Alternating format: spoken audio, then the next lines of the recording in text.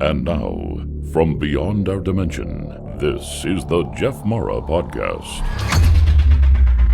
Here's Jeff. Today's guest is Shane Carter. When Shane was 21, he had a near-death experience and he encountered Jesus and an angel. And today we're going to talk about it. Shane, thank you so much for joining me and welcome. Thank you, Jeff. I'm glad to be here. Should we start on the day of your NDE, or do you have some kind of prelude to it that kind of leads us in? I would like to tell an experience I had prior to the NDE, and I think it kind of makes the NDE make more sense. When I was about 19 years old, the NDE took place when I was 21. So when I was about 19 years old, after I gave my life to Christ, I am a Christian, I was in a revival meeting, and I was sitting there, and I got a conviction, and I heard the Lord's voice say, "Come to the front." And I said, "Lord, I'm already saved. Why do I have to come to the front?" And the experience got very strong. He was pulling me very strong in the spirit. So I got up, walked down the aisle. Of course, as soon as I walked down the aisle, everybody started pouring out, following me. And I thought, well, that's why he wanted me to come down front, to kind of prime this thing, to kind of jump, do a jump off for the rest of these people to be able to, but they all followed me down. So I went down and sat at the altar, and I was kind of like, okay, what do I do now? Because I done repented of everything I knew to repent of, and I didn't know what to do next. So I was sitting there, and I started praying, and the next thing I know, everything went silent.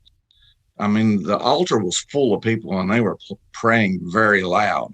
But I went into this trance, into this different place.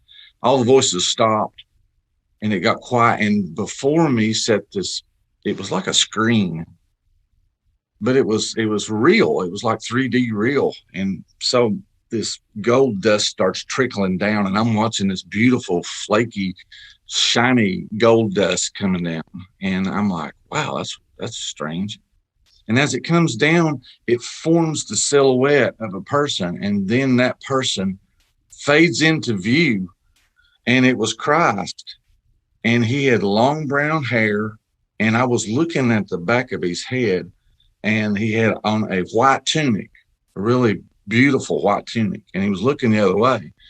And I was just looking at him, and I didn't understand why he wasn't looking at me. But he starts to turn. He started revolving, and he turned around. And I guess the first thing that I noticed was that his skin was darker than I expected it to be.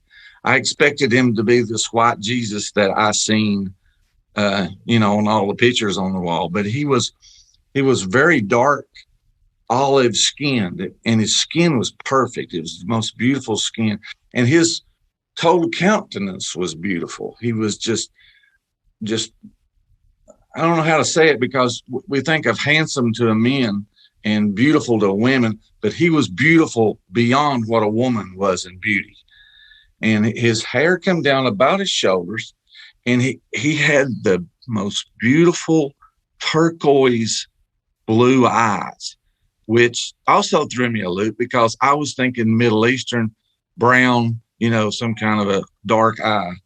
Sorry, my phone went off. And so I'm looking at him, and this euphoric love and peace and joy is emanating out of him. I had never felt such love and joy ever in my life, and it was coming off of him. And I should have stayed there forever. If he would have just let me stay there and stare at him, I would have stared at him forever. It was bliss, utopia. And so he's looking at me, and then all of a sudden I start becoming aware that he is in control of everything. He's in control of all the atoms, all the molecules, all eternity is with him. And then I started feeling him probing into my life with his eyes. Now, I wasn't watching a life review, but I was watching him look at me, and I knew he was seeing me from that point forward. And when he got done, he looked back into my eyes and nodded his head like that. And when he did, this lightning bolt of energy hit me, and it was almost like getting taken a punch in the breadbasket. It bent me over, and I actually groaned out loud. I went, whoa, when it hit me. So then the voices come back of the people praying alongside the altar. All the voices come back, and I'm aware of pressure on my back. And what had happened is there was a lady she always sat on the first row when this particular preacher preached revival. She was on the first row. She'd come up and put her hand on my back, and I was completely unaware that she walked up and put her hand on my back. And she was speaking in a different language that I had never heard before. It was a tongue of some sort. And she was shouting and throwing her hands up. And I was sitting there still trying to recover from my electrical blow I took. And so I got back up and went back to my seat. So I had seen him, the most beautiful being I've ever seen in my life. And he had this glory, this yellow gold light that it was just an aurora around him, and had the prettiest blue eyes I've never seen.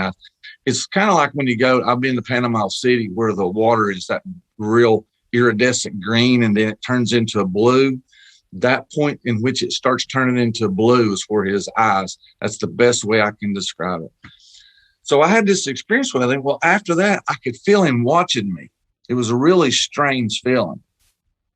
So I go forward. I'm going to work. I can feel him watching me. And then the near-death experience happens a couple of years later when I'm 21. So since I prefaced this may make some of that near-death experience makes more sense. So I'm met my wife in that 2 years, and we got married, and we hadn't been married a year yet. We lived in a little town called Malsheim, and we went to bed. She was a school teacher. I worked at a taco plant at that time. And so we went to bed, and she, sometime probably in the wee hours of the morning, 3 o'clock or so, I'm out cold.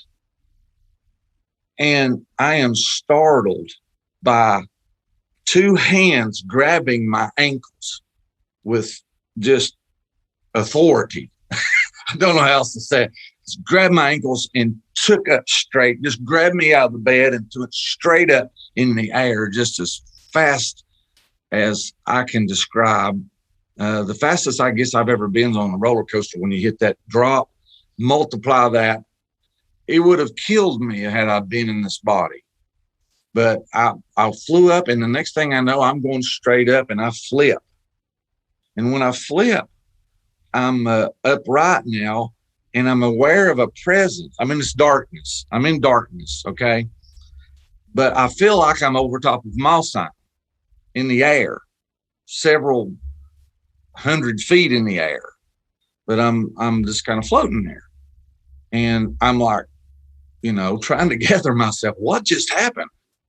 And I feel this presence over to my right. And I look to my right. And it was as if there was an invisible man there. I could sense that he was there, but I couldn't see him. And then he spoke to me. And when he spoke to me, it wasn't through my ears. It just came straight into me. And it was the most clear, precise voice I've ever heard. And I didn't know his voice. I had never heard this voice. And he said, "You just died." And I was looking at him, and I thought, I'm dead? Well, it's kind of strange. I'm hanging up here in the middle of the air, not afraid of falling. I had no sense of gravity. There was no pull. This body is really heavy. And I had never experienced weightlessness before in my life. I had never experienced it. And I had no weight. And I'm hanging there in the middle of the air, and he said, "You just died." And then it was kind of almost like a military thing. Prepare to meet Jesus Christ the Lord. Just matter of fact, no explanation, no apology for grabbing me around the ankles and taking off with me. None of that. I'm just hanging up there. So when he said that, before me came this brilliant light. The light was so vibrant and so clear and so bright, and it was silhouetting this mountain. There was a mountain behind it, and when the light came out, I was aware of the mountain, which is the Appalachian Mountains that I live near. I look at this mountain every day when I go to work. There was a thing, though, that was different. This mountain had a different dimension about it, and I'm going to try to explain that.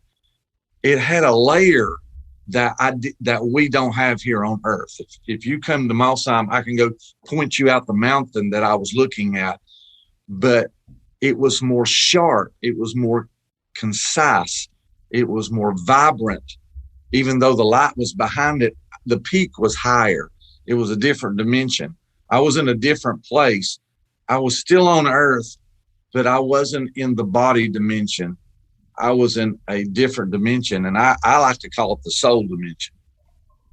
So I'm looking at this mountain and this light coming out from behind it, and the light was so beautiful, but it almost had a fold about it. It almost looked like silk.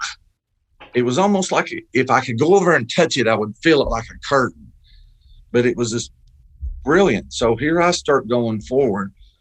To my right is my high school. I'm so enveloped on looking at the light, but I was aware that I was moving forward towards Andrew Johnson Highway, and over to my right was West Crane High School. And then I felt like I went to a point where I was near a bank that's there at Andrew Johnson Highway. So before I crossed over Andrew Johnson Highway, I hear a voice come out of that light. And it's the same voice that the Lord speaks to me still today with. And it said, and it wasn't speaking to me, but I heard it. Oh, there's one other thing I gotta tell you. Time and space became, they were there, but they become irrelevant. When he spoke, he should have been 15 miles away, but it was like he was right in my face. It was like he was right there. So I got that sensation. Yeah, he's way over there, but he is so grand and so masterful that he's here too. So when he spoke, that time and space just disappeared. And he said, take him back. It's not his time. Which I felt euphoric in the same way that I did when I seen the vision. If he would have said to me, Jeff, you don't have to go. Would you like to stay with me? I would have said, I'm staying with you. Now, granted, now that I've had 2 daughters and I've got 3 grandkids and another one on the way, and I love them, but still, even at that, when you're with him, you're home. Your fulfillment is complete. And I knew who he was. I knew it was Jesus. I knew he was the Lord. I knew he was controlling everything. I knew he was the glue that was holding atoms together. I just knew it. And so I turned around involuntary. I didn't turn myself. It turned me around. And I went just a small space, and then I was back. When I come back, I'm looking at this left hand, and now I can't feel nothing. I can't move my head. I can't move my arms. I can't move anything. I'm sitting there looking at my left hand, thinking, oh, this is strange. And all of a sudden, it's as if somebody walked up to my chest and just went like that right in my chest. I felt this big thud in the middle of my chest. Now I'm awake. I can see the covers that's covering my wife's legs. I can see my left hand. This is real time. I'm in this world. I'm awake, but I'm not settled back into my body yet. And I'm just sitting there thinking, well, man, I can't feel nothing. And so this big thump in my chest happened, and I felt the blood come out of my chest. It started coming up through my chest, started going down through my abdomen. I had to lay there a good 10 minutes. I laid there 10 minutes till I could even wiggle my fingers. And it finally circulated to the point that my hand was doing this right here. I was sitting there watching my hand, and I could slowly feel my life coming back into the body. And I got to where I was wiggling, and of course I jumped up. I wasn't ready. One thought that hit my mind when I was coming up, man, this is going to hurt. I'm going to get the blood stings, and this is going to hurt bad. But it never did. But I thought it was going to hurt. Like when your leg goes to sleep and you get the needles. That never happened. So I ran around the bed. I shook my wife. I said, I died. And she said, what are you talking about? I said, I died. I said, I went through the roof. I said, he sent me back. He said, it wasn't my time yet. I said, I died. And she's like, she's still asleep. She didn't want to talk to me about it. I said, well, just forget it. So I walked into the living room. I noticed it was 3:14 on the clock. And I sat down and I just kind of trying to reflect what just happened to me. So that was the experience that I had. And so I went to the doctor, of course, and I found out that I had a heart arrhythmia. My heart would beat 8 times and then skip. And evidently during that process, the skip didn't restart, because it would go 8 times and then 1, 2, 3, 4, 5, 6, 7, 8. 1, 2, 3, 4, 5, 6, 7, 8. It would do like that. So evidently somewhere, and I'm just surmising this, that somewhere between the 8 and 1, that 1 never came. And my body died and out I went. And so I didn't tell anybody about it for a long time. And then when I come across people that I was trying to share Christ with, that was a hard case, I would tell them that I had experienced Christ and that he was really there. So, and that's what happened. Well, thanks for sharing those experiences with us. Why do you think Jesus shot a lightning bolt into your gut that day? I think that it was approval and also an impartation of a gift that I now enjoy.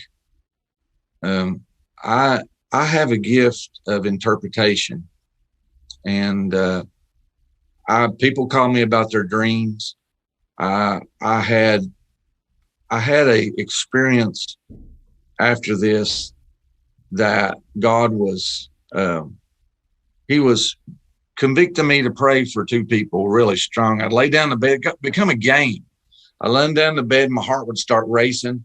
I'd get up and he would tell me. I heard him just the same as I heard him say, it's not your time, but he was speaking to me. He said, pray for your brother and for your cousin. And I knew what he meant, because in saying that, the instruction of who it was in that instruction when he talked to me. So I'd pray for my brother, I'd pray for my cousin. Well, this went on for 2 months. So one time I laid down waiting for it was a game. It become a game where my heart would start racing and then go to pray, and it didn't happen. And then I got worried. I got up and I said, Lord, why didn't you convict me to pray for my brother and my cousin? And he spoke to me. He said, you got through. And I was like, I got through. I thought, oh, wow, I got through. I'm done. Well, my cousin died and my brother got divorced. And I was questioning why. I got through. Yeah, you accomplished. I didn't know what it meant. And so I buried my cousin, and I was very sorrowful because my cousin, he had come to Christ, but he had become an alcoholic. And I was very concerned about that. And I got into this heavy thing if he didn't make it. The enemy was telling me he didn't make it. Yeah, God lied to you. He didn't really get through. So this whole process went on.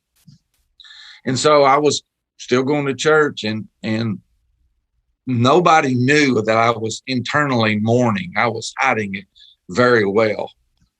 And so I was there at church, and his sister come running up to me and said, I seen Scott in a dream last night. And sorry if I cry, I get emotional. I seen Scott in a dream last night, and he told me to come tell you to quit worrying about him, that he made it. And she said his hair was he was bald headed. His head at 27, he'd lost all his hair. He says, all his hair was back. He had on this long blue robe, and he was standing in front of this mansion. And he said, tell Shane to quit worrying about me that I made it. And she didn't even know. She didn't have it. Sorry, emotional. She didn't even know that I was upset about it. And so I started getting these words and understandings about things. Everything I ask God, he seems to answer me through understanding, and I can hear his voice clearly. And so that I felt like that was the imparting of the gift. And I felt like the near-death experience ignited it, because it started happening more and more after that experience. People started coming, and I was telling them words and different things and interpreting dreams and see. Sometimes I would see visions. I've seen several visions. You want me to? Am I rattling on too much? No, you're fine. Well, I seen a vision of. I kept asking the Lord what the gift was that He gave me, and the gift. I seen this vision of a trunk. Now, I know that back at the time I'm fixing to tell you, they probably didn't have trunks, but I knew what a trunk was because my mom always had trunks around. So I seen this trunk come up, and it opened up, and this light was coming out of it. And I said, Lord, what's that? And he said, that's the box of Daniel. That's your gift. And so that's your box. And so the box shut down in chapter 5, where it says to explain enigmas. That's the gift he gave me. So I get asked a lot of questions about what to do in certain situations, and it's not me. I just understand what to tell them. I won't do this, and it happens. Things happen. I've had a guy come to me, and he was concerned about getting married, and I told him, I said, I got this word, this gift kicked in, and I told him, I said, God's got a wife for you. So he met this girl and started dating her, and I went to him and I said, that's not the one. And he was not convinced. So he married her, and about a month later they got divorced. And then later on he came to me, he said, I met another woman. I said, she's the one. I never even met her. I just knew it. And so he went and married her. He's still married. He's had kids. He's one of the happiest people around. So it I don't know. It's like a word of knowledge type interpretation type thing. How did these experiences change you as a Christian, if they did? I already knew him, and I did ask him a question. I asked him why I couldn't see the angel. To answer your question, it gave me some experiences that I could share with other people that were harder to deal with and harder to talk to about the Gospels, about the Word of God. It made it easier in certain situations. So I guess it changed me into the fact I'm a little more outspoken than I used to be about it, and it helped me that way quite a bit. I'm not saying I'm perfect. I mess up. I'm not saying that, but sure. I do have courage now that I didn't used to have to talk to people about Christ. After your experiences, when you told your wife and your other friends and family, how did they take it? My wife didn't really say much. I asked her, over the years, I said, do you remember when I woke you up that night? Yeah, I remember. And she just, I don't know if it intimidates her or what, but she don't talk about it much. Most of my friends, they listen to me, they know me. So it I don't know. I guess the most powerful thing it did is it allowed me to talk to people who aren't of the same faith, some people thanked me that I talked to them, told them it helped them through hard times. I don't know how it's affecting people other than it allows me to start the conversation. I did ask the Lord why I couldn't see the angel. I said, why didn't I see him? I said, these other guys get to see you and see the angel. And it was almost like he said, well, you didn't see me. And you were in the soul zone, the soul dimension. And I didn't know what that meant for a long time, but our bodies were in 3 dimensions. We're in this physical realm, this body, and our soul is in a different dimension. And I was in that dimension. And then the spirit is in a different dimension. And so that angel was a spirit being, and I wasn't in the spirit world. And so I didn't get to see him. And I didn't get to see Jesus. Now, the light that was coming out from behind the mountain, that was the spiritual world. It's a place of light. But there's a dark place that's between this realm and the next one. There's this dark place that I went into, that dark place. And it wasn't because I wasn't going. He just wasn't ready for me to go into and I think it probably would have been harder for me to want to. It's probably, it says in there, it says, blessed are those who believe and have not seen. Mm-hmm. He probably didn't want to take some of my blessing away because I already believed in him before I seen him. Mm-hmm. And so I think that's the reason he did. I don't think it was going to serve any purpose for me to get to see into that world other than to mourn that I'm not there yet. Right. Have you ever asked why me? Like, why did you choose me? I have a memory of when I was little that I want to tell you about. I heard a voice. I heard a voice of a man. At that time, I didn't know it was him. I do know it was him now, but I heard a voice of a man saying, take care of this one. He's mine. And I felt like that was the time that my guardian angel was appointed to me. And I got to hear that when I was real little. And, I told my mom, I said, I've heard that. I heard that. I don't know what that meant. But I heard him say, I don't know. Maybe, I don't know. I don't know how to say that. I do know this, that after that experience, when the spirit came on me so strong in that vision, my life's no longer about me. I'm not really concerned about me. I'm more concerned about him because I know he can do something that I can never do. I can never I can never save anybody. I can't really help anybody other than to talk about him. So when I hear somebody talking about themselves a lot in the near-death experiences, then I think maybe you missed the point. Maybe you missed something here. Maybe you didn't. And I did ask him about. I asked him about lots of things. I asked him about reincarnation. Mm-hmm. I've read lots of near-death experiences. Lots of people say reincarnation, and he told me to look at Job 14. And in Job 14, it basically says when we die, we leave the earth and we can't come back to it until the heavens are no more. The heavens are telling, this is another understanding that I got from him. The heavens are telling the story of redemption.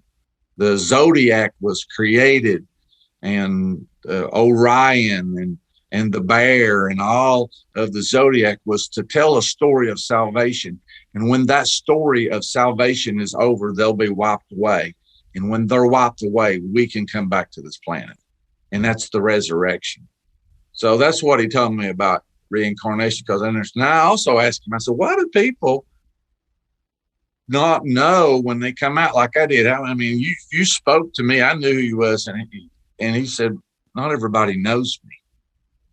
And just because you die don't mean that you're going to know me. And just because you have an experience out of the body doesn't mean that the thing that you're having an experience with can't deceive you. That's why the Word of God is so important, that it is the foundational part of what belief and truth is. And if you don't have that, then you really have nothing to go by. We can go anywhere with this.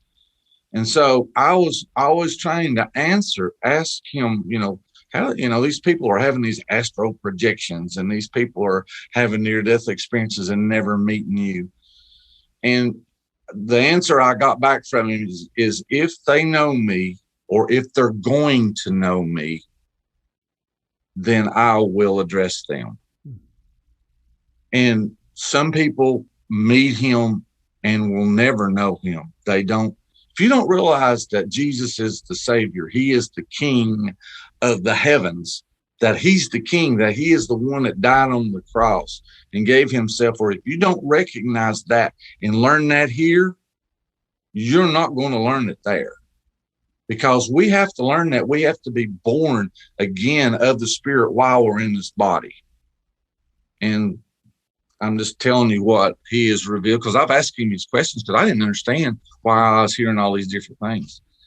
And he always answers me. He don't always answer me right away. It may be 2 weeks, but then he will always answer you. If you'll ask him a question, he'll always answer you. What do you think inspires you the most about your experiences? The hope. I'm in a body that's dying. When I gave my life to Christ, he saved my soul. He saved my spirit, but my body he did not save. Mm-hmm. It's got to die. And this experience, when I left my body and I got to experience life going on, not just believing in it, but I got to experience it. Life goes on. I am made in the image of God. He knit me together. He made me part of a family. My dad's name is Hadley. He will be forever connected to me. I will be forever connected to him. And that we will go on. I'm not losing this. I'll lose my house here. I'll lose a car. Guess what I get? I get an eternal house. I get to fly around without a car. The next life is what I'm living for now. And I want to bring other people with me. That's what I want to do. I want to bring them with me. And I will enjoy the reward of looking over and seeing somebody that I have talked to about Christ, that they get to enjoy all eternity too. I'll get that reward. So that's what puts hope in me, that this ain't it. This is not it. That this body, it's going to grow old. I'm going to have trouble while I'm in it. And no, I don't look like I used to. I used to have hair and all that stuff. That's all coming back. And I'm going to be young again forever. And I'm not going to have to worry about death anymore because of Christ, what he did at the cross. And it's fulfilling. It's fulfilling. I enjoy things now that I never thought I would enjoy. I was too wrapped up in me to see things that now I see. Interesting that you said that. Are there any other changes in your personality that happened after your experiences? I can discern when something's not right, when there's a bad presence, I'll tell you this. I ain't shared this with many people, so I'm going to give you something that I haven't shared much. After this experience, several years, I had 2 children. One of them's name's Lindsay and one's named Chelsea. And Chelsea's the youngest.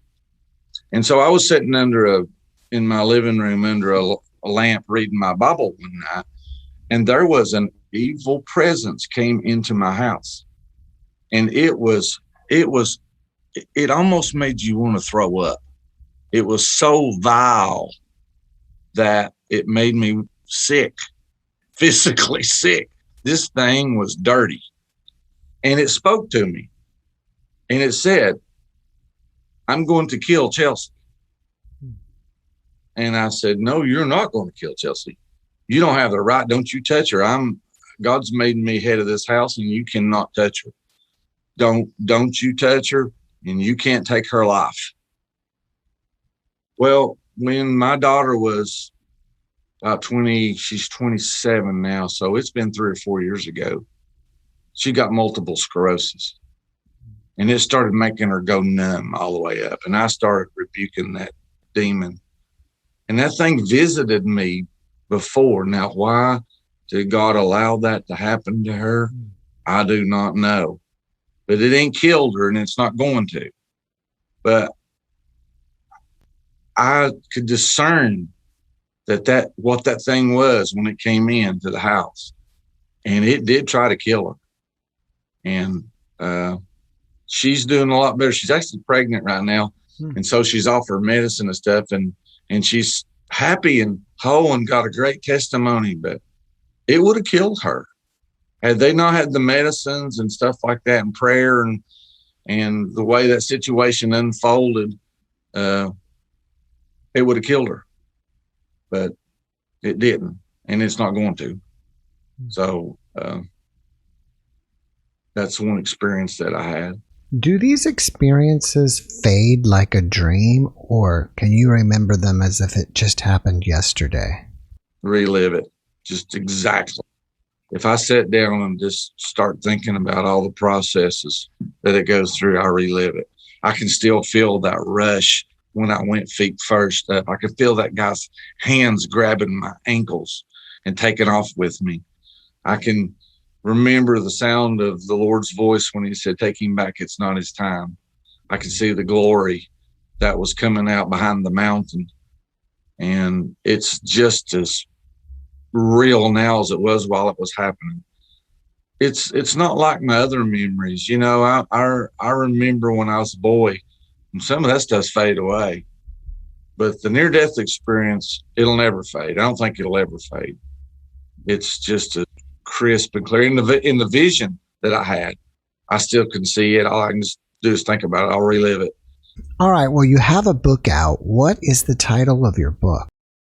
Well, during this thing, I started asking God questions. I asked him who the Antichrist was.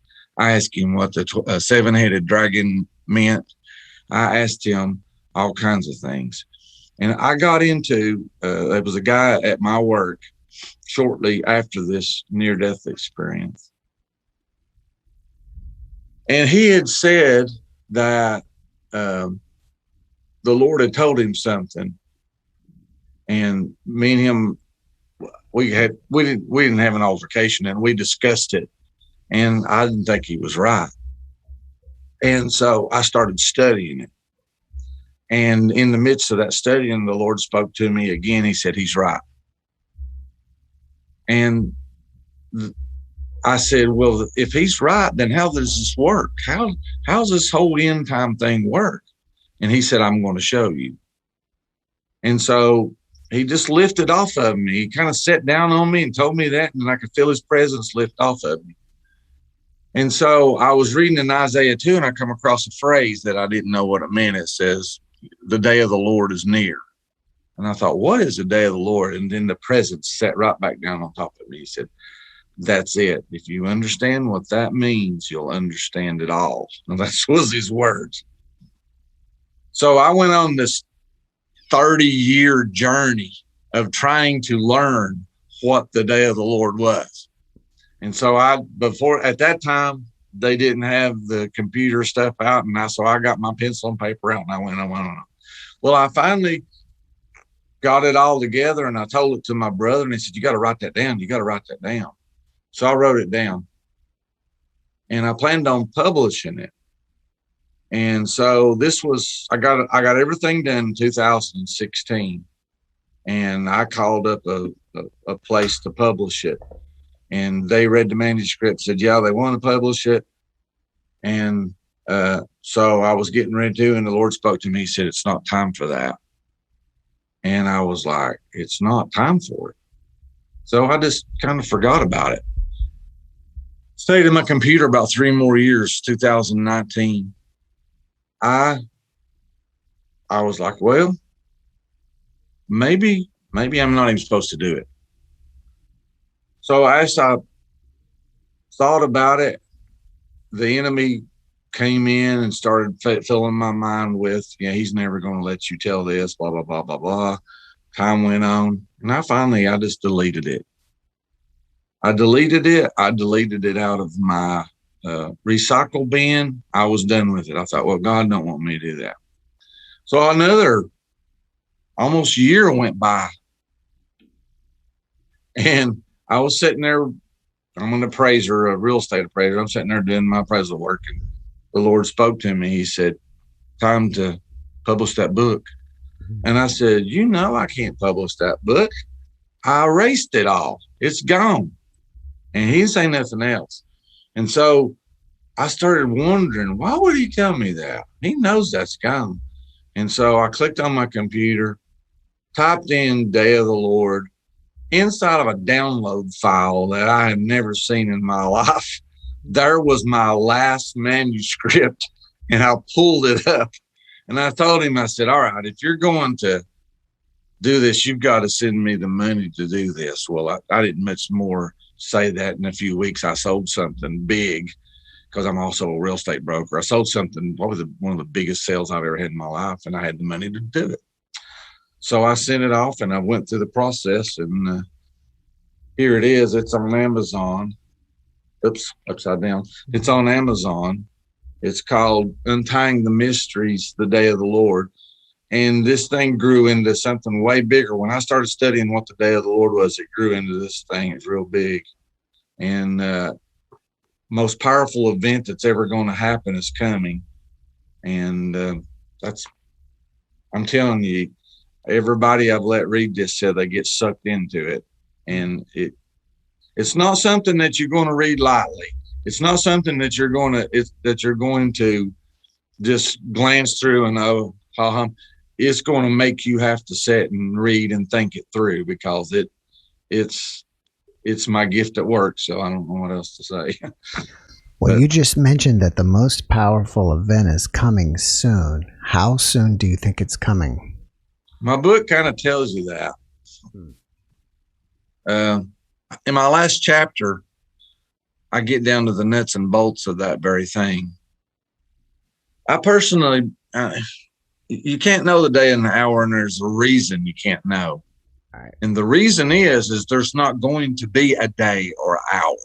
When Christ comes back, there's not going to be, the sun is out. It's gone. It goes out, and it's in Isaiah. It's in Matthew 24:29 says, immediately after tribulation of the day shall the sun be darkened. It says in Joel, before the day of the Lord comes, the sun shall be darkened. The solar system goes through this process of breaking up before Christ comes. And so I started on a journey of trying to understand it. And I came to Isaiah chapter 5, verse 15. He makes a statement. He says, I'm going up where I was before, and the Lord caused me to understand that was his ascension. And he said, in your affliction, you will seek me. And he's talking to Israel. In your affliction, you will seek me early. And then the next chapter, chapter 6 says, come, let us return to the Lord, for he has tore us and he'll bind us up. After 2 days, he will lift us up, and the third day we'll live in his sight. And so 2,000 years from the time that Christ ascended is when I think he's coming back, because of Hosea chapter 5. That going up where I was before was the ascension. And that there's actually, the scheme of things, there's 2 days of preparation, which was from Adam to Abraham. Then there's 2 days of sowing, which was from Abraham to Jesus. And then there's 2 days of reaping, which is from Jesus's ascension till the time he comes back. And I think that he died in AD 32. And that's where everything that the prophecy about Daniel 70 weeks, it culminates in Nisan of AD 32. It says in the Gospels that John the Baptist came in the 15th year of Tiberius Caesar. Tiberius Caesar took power in AD 14. That means John the Baptist came in 29. It said Jesus was about a year old when that happened. And so that's messing up some of the birth time that Jesus was birthed. But I believe he died. And then there was a huge earthquake in AD 32 in Jerusalem that they found in the Dead Sea layers of sediment. So I think AD 32 was the time that he ascended, and I think he'll come back in 2032. That's what I think. I don't want to give away your book too much, but are you willing to tell us who the Antichrist is? This particular book, I don't address that. Oh. Yes, I will tell you who he is. Now, you may not believe me, but let me preface it a little bit. I've studied this extensively, and there are 12 things that the Antichrist does. And 6 of those things have been accomplished. And God is very meticulous about how he says things. So in the garden, whenever Adam and Eve have sinned, and he comes to them and they do the, pass the buck thing, he says to the serpent, he said, because you've done this, the woman's seed will bruise thy seed's head, and you'll bruise his seed's heel. Now, not exactly word for word, but that's basic. But what I want you to pay attention to is the order in which it was said. The serpent gets his head bruised first. Then the woman's seed, which is Christ, gets his heels bruised second. But if one is bruising the other, that means they got to meet sometime. They have had to have met. And, it goes on and says that the Antichrist is a man, that he has a number, and that he is the son of perdition. Well, Jesus in John 17 says, I've lost none of you but the son of perdition. So one of those disciples was the son of perdition. And the only one of the disciples that he lost is Judas Iscariot. Judas Iscariot died first, prior to Christ, by the hanging of the head, the bruising of the head. Christ died by the crucifixion, which causes bruising in the heel. But Judas died first. So that's the order which God said it would happen. So the big thing about the Antichrist that people do not understand is he's a man that's going to come on the earth. No, he's not. Revelation 17 says he ascends, the beast ascends out of the bottomless pit. And he goes into destruction, into perdition, the son of perdition. And it says he was, that means he was alive. He is not, which means he died. And yet he is, which means he comes back to life again. So this guy had to have been a man. He has to die. Well, the problem is they can't kill him. So my take on that is this, and this gets really deep. Is it all right if I throw something deep at you? Go for it. Okay. I think that Judas Iscariot ascends out of the bottomless pit, and it's his soul. And he will appear, it says he has a dark countenance. Remember I told you it was dark in that soul area? And you can't kill him because he's already dead. Mm-hmm. You can't kill him. So if you go listen to some of the near-death experiences where they have hellish experiences, and they say that it rips them and then they go back because they're the image of God, they come back into it. That's what he is. It says in Psalms that my friend ate of my bread.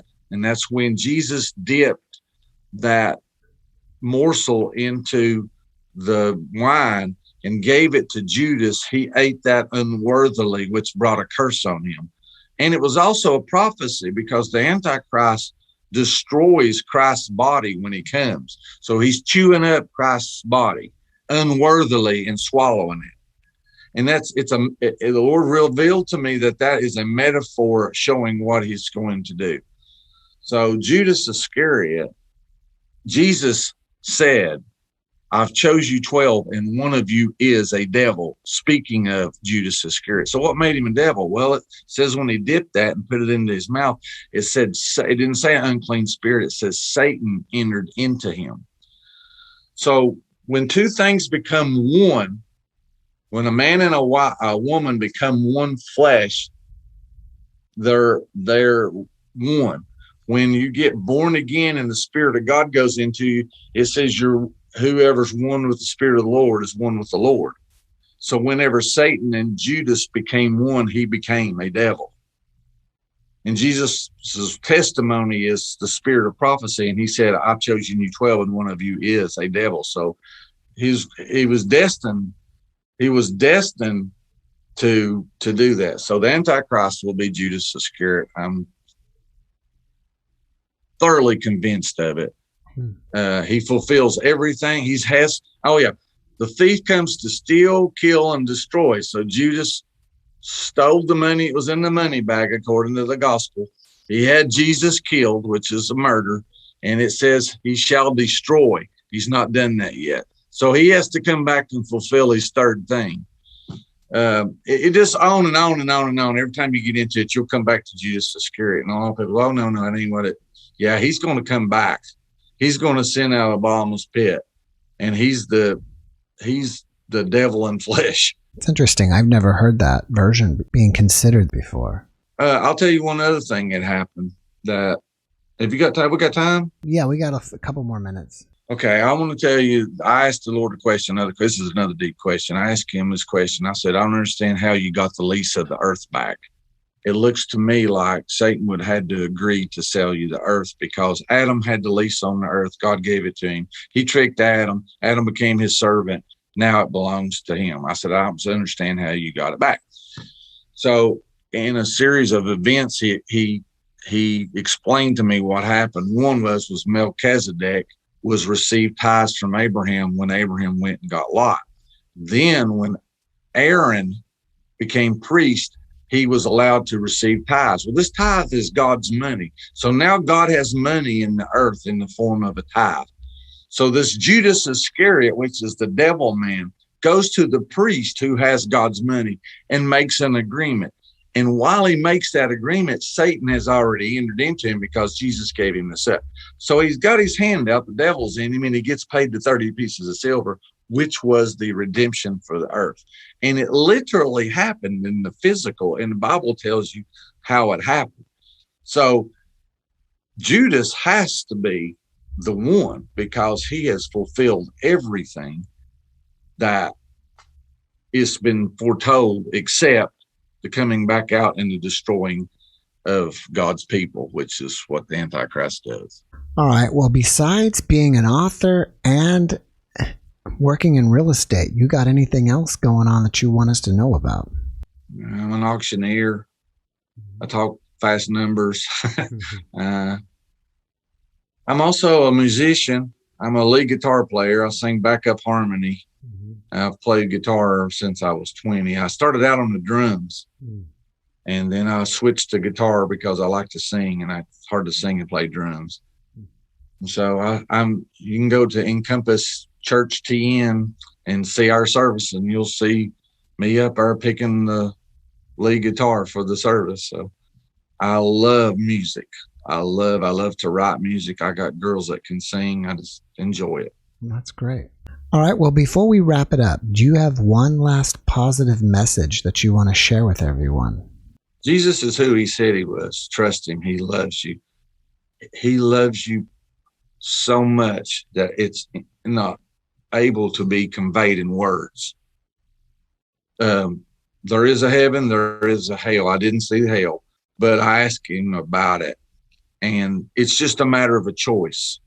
If you choose to dwell in him and make him your Lord, you'll live with him forever. If you refuse to him, you're going to go to a dimension that he does not manifest in, and it's going to break his heart because he loves you. And he's perfect and he don't make mistakes, but you have the choice to accept him for who he is, and he's God. All right. Thank you for that message. And I forgot to ask you before we go here, do you have a website? Do not. Do not. All right. Well, then Christian Faith Publishing, who published my book, is supposed to make one, but I do not have one as of now. And again, you can find it on Amazon, right? Amazon, iTunes, Barnes & Nobles, Books A Million. It's there. You can do a search on Untying the Mysteries, do a search on Shane Carter, or Day of the Lord. You'll eventually find it. All right, Shane. Well, thank you so much for joining me. I really appreciate you. I wish you massive success in whatever you're doing, and have a great evening. Jeff, it's been a pleasure, and thank you for the opportunity. I'll watch your podcasts, and I enjoy what you're doing. All right, thank you. All right, well, have a great evening. God bless. Bye-bye. You too. Bye. Thanks for watching the JeffMara podcast. I really appreciate you. Another way to show support is through YouTube memberships. And if you do, there are loyalty badges and other perks depending on your level of membership. All you need to do is click the join button underneath the video to find out more. Thank you for your support.